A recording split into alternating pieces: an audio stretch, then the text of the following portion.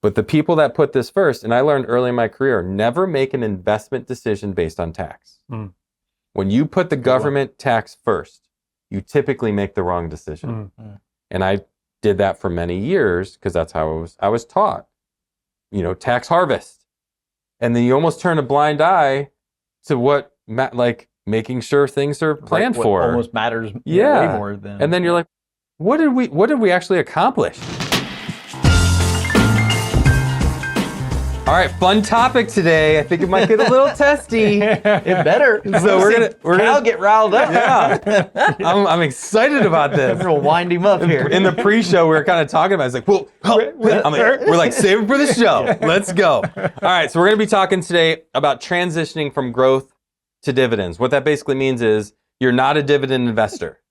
We're kind of lumping everybody else. Or you didn't even have the option. Your 401k, and all it is mutual funds. Sure, we're going to talk about that. But we also want to talk about the other scenario, which is you were in a brokerage account. You have all kinds of tax situations. Because the issue that we really want to address here isn't the moving from a 401k to dividends. It's moving from a taxable situation. We have lots of taxes in a brokerage account or something like that. And you're like, all right, I want to buy dividends, but I kind of feel trapped. Yeah. Okay. That's what we want to address today. I've been invested in all these tech companies, and it's just crazy explosion. I've got tons I bought of NVIDIA value. at $50, right. Or whatever. I was the original investor in Amazon. In Apple. Yeah, whatever. I mean, those people probably just hang tight, But everybody else who isn't that person, we're kind of talking to those people. Yes. So, all right. So what's the big issue that we're going to address here? Subscribing. Subscribing's the issue? If you haven't subscribed, it's a big issue. Yes, that's the problem. All right, so now what's the big issue with this setup? Well, if you've had a tremendous amount of growth or some growth, and then you want to get out of that, and now you have to realize that. You have to sell those shares, which creates a taxable event. So depending on how long you've held them, what the growth is, you're going to have a tax bill that you've got to address in that year that you make the changes. So most people are like, I don't want to pay taxes. They get worked up about what that additional tax would be on their actual investment. So let's start with an example. We don't have to name the person, but we have an investment account. We're going to use a little bit bigger dollars, maybe $1 million in it, just to make the taxes obnoxious. Yeah. And let's just say the cost basis is really low. Say it's like $700,000. Make it even worse. Let's make it like $600,000. Okay. We have a $400,000 capital gain or long-term, short-term capital gain mix inside of there. So you have $1 million account and you have this gigantic tax bill. So let's first of all kind of explain what are the two different types of taxes that you would pay on a short-term and a long-term capital gain. So your short-term cap gains is going to be your ordinary income. So it's going to be just like you got a bonus essentially at work. It's the highest tax. It's the last money that hit. The last money. Yep. So if you're already in a 22 or 24, 32, there it is. It's being taxed at that same rate. Then the other side is a little bit easier to swallow. Your long-term cap gains is going to be basically for most people, it's going to be around 15%. And it caps at 20. So we cap at 20%. And if you're, depending on your income, could be zero. But for most folks, if you're in a situation where $400,000, you're probably at 15. I don't think we're there. I'm just trying to give some hope here. Consult your tax disclaimer. So the reality is on this whole situation, likelihood you're going to be in the 15%, even if you have a $400,000 cap gain. To gain that, you're going to have to be over $600,000-$700,000 of earned income to cap into that 27 or that 20%. So most of us are going to be in that 15%. Some in this situation could be in zero. And it's a legit, like you could be in zero on that capital gain. Or part of it could be in there. And then the rest could be in the 15. So that's the big issue that we're kind of addressing here is understanding the two. Don't assume that it's all going to be short term. If you're sitting on a huge capital gain, it's likely going to be long-term capital gains, which is the easier to swallow tax bill. Yep. You would have to have, and what's the difference? What triggers long-term versus short-term? How long you hold the position. Which is, what's the difference? A year and a day. A year and a day. 1 year, you're going to be long-term. Yep. Less than a year, you're going to be short-term. To let the cat out of the bag, on the advice part, I probably wouldn't trigger a whole lot on the short term, Sure. depending on the value. Right. If I have $400,000 short term capital gains, I'm going to really think hard on the decision I'm going to make on that specific one.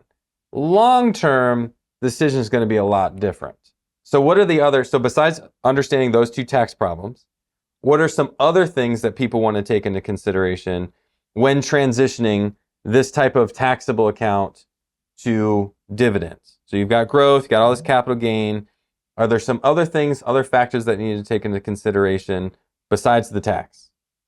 What positions you're actually selling out of, what you're going into. You want to make sure that what you're moving to, hopefully it's in this scenario, it's dividends.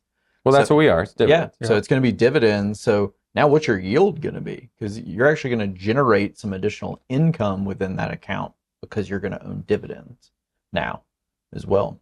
Would you say anything different?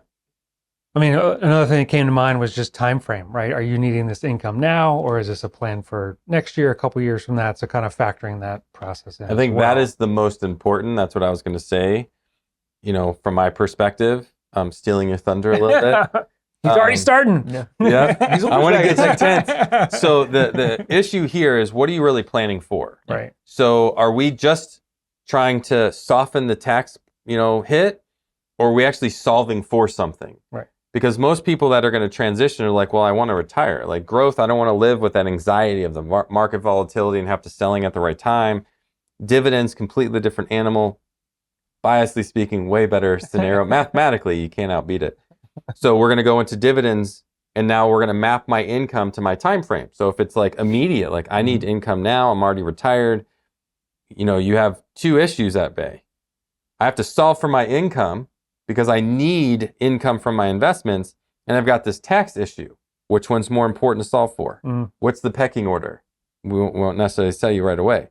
But this is the big discussion. Yep. Which decision do you make first? Do I solve for my income and ignore my taxes? Or do I solve for my taxes and deal with the income? Because they really play together. They do. This is reframing some of your anxiety, isn't it? See, this you don't get that. You don't get that without making that happen. I knew we'd be able to. I see. We haven't even discussed where his anxiety came from, and I just crushed it. Completely crushed it with that. So, what was your anxiety about the situation? What questions do you have in solving for tax? I think it's it's always around ripping the Band-Aid off. I think a lot of times advisors can get in the concept of bring all the money over. I'm going to help you out with all this, and ignoring the fact that there's a major tax liability associated with it. Yep. So I think that's a constant challenge that people can have. So it's how do we solve that, and mitigate the tax liability while solving for their solution over time. Is it possible to do both? Do you do it immediately, or do you do it over a period of time, 3 to 5 years? Kind of spread out that tax liability might be one of the strategies that could be in place. Could you solve for income at the same time and not have the tax liability? You're always going to have tax liability. You're in that scenario, we're assuming we're going to pay less tax. That's a big assumption. I'm not saying you can or can't. When I'm framing this conversation up with clients, I'm putting the onus on solving for income. That's most people want security of income more than they want security of tax liability.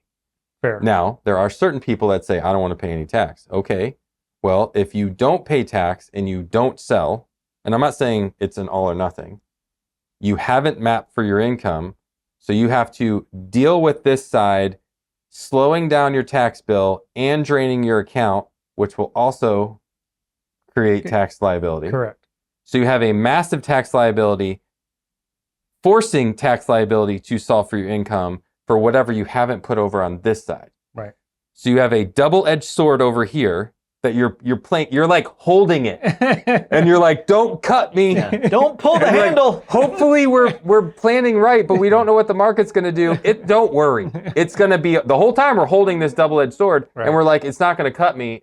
If you sold a specific dollar amount of this to solve your income, it ballooned taxes for that year, but your income is solved for. What is remaining, you can strategize for. Yes. That is one. Yes. That is when my recommendation would be. Right. You solve for this first outright, and then what's left we'll figure out. Absolutely. Versus, no, that's too much tax to pay this year. let's just solve X percent of it, whatever it works out to be. And then we're gonna try to do the least amount of taxes, because if I waited next year, I'll save 2%. I'll save 8% in my taxes. Okay, what is that 8% going to cost you? Right. Because what if the market dips? I mean, there's all kinds of scenarios I can throw out there. Or what if it grows 10%? Yeah. Well, then you just compounded your tax. Right. You made it even worse. Yeah. Because if Now it you're goes paying up, more. you're compounding your tax. If it goes down, you're losing your gain. So how are you benefiting? Yep. You're not. Versus solving for your income. Correct. And I'm making it sound simple. It is very complicated. There's a lot of factors in here, but it really comes down to priority. Yep. And holding a sword versus solving. You know, I've been on both sides. I typically live here now, but you can't just always do this. Sometimes you have certain situations with clients that you have to deal with this double-edged sword over here. And, you know, these are the ones that I'm nervous about, because as an advisor, it's a lose-lose. Mm-hmm. You guess right, and their taxes go up because you held it, and the stock goes up. You have a bigger tax burden and a longer runway. You know, still haven't solved it over here. We haven't mapped their income, and we just spent a whole nother year delaying it, but we Wasted. still have the same tax burden. Yep. It's like the only Yeah. way that it's even remotely like a win, and I say that like with quotes because it's not really a win, is if it just stayed flat, if it was zero for the year. And then they're probably frustrated because it's a zero. Yeah, and then this account did good. Right. Or if when it goes up, it does good. Yeah. If it goes down, you're buying It it does lower. even better. Yeah. Yeah. So at the end of the day, it's tough to make that call. That's why I always revert. That's why before the show, we're talking about like, if you prioritize what the client most of the time will prioritize, it solves itself.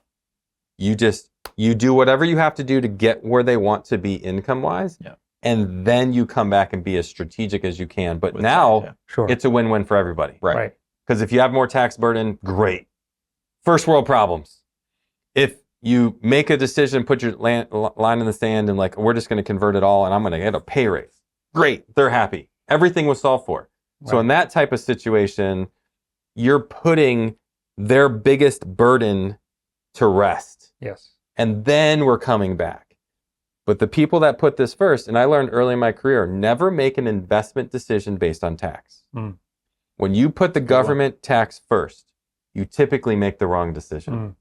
And I did that for many years because that's how I was taught. You know, tax harvest. Do the tax, a smart thing. Yep. And then you almost turn a blind eye to what, like, making sure things are planned What for. almost matters way more than. And then you're like, what did we actually accomplish? Did we get ahead or fall behind? And then when I made the transition to start planning on this side, everything started to change. And that's why I'm like, man, you go ahead. Go for it. You go, man. You want to make that same mistake? Go ahead. So you don't like my kick the can approach. I what you're love saying. it. It's a great game. It's so wonderful. I would, yeah. A little more archaic. We got better toys now. You know, All right, we you converted me. All right. We could get into that discussion on, you know, whole tax map. And, you know, everything that we've ever been told about deferring tax. You know, put as much money into your 401k. You know, put everything into your traditional IRA. Yeah, save today. Save. Don't worry. You're going to spend less in retirement. That's right. You'll pay way less tax in retirement. Will you? Because I've done the math. Yeah. You won't. And it might be a smaller percentage, but it's on a much larger value. So the actual dollars that you're paying in tax can be significantly more. I don't know that math. I haven't run that math. But on every scenario I've run on tax math, retirees are going to spend more tax in retirement than they ever spent while working. And it's a higher percentage of what you're keeping. If you look at the money that you're spending in retirement versus the money you're giving Uncle Sam, it is a much larger chunk. Well, that's what because your taxable income is higher. Yes, your Yeah. values in are so retirement. much bigger. Right. Than what it was while you were working. Even though you might have made more money for a long time while you were working, but inflation and cost of living, like the dollar amounts, they start out weighing later into retirement, and the amount of money you pay in taxes, like tax structure and making sure you're going to position yourself to save tax is very important. Transitioning from a growth, brokerage, that type of tax, I would always prioritize income first. Sure. Always. The client has the final say, not my money. Yeah. But I would recommend doing this. When it comes to figuring out how to save tax on IRAs, which is a whole nother show, a whole nother discussion, I would prioritize income as well, but hopefully you've already solved for that. And you're withdrawing IRA.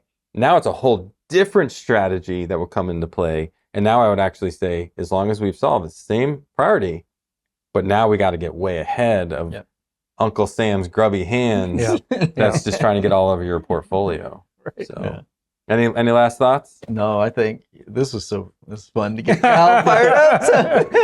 It's good though. No, that's great. So, all right. Well, hopefully you enjoyed a few things on this. If you haven't had a tax map, buzz our office on that. If you're not a client and you've got some, brokerage accounts, there's no pressure to do anything with us. We'd love to be a sounding board on strategy. Either way, God bless. Hope you enjoyed some. Thanks for watching Planning Made Simple. Every week we bring you conversations that are entertaining, educational, and focused on making life's big decisions a little simpler. Make sure you subscribe for our best content each week, and we'll see you next time.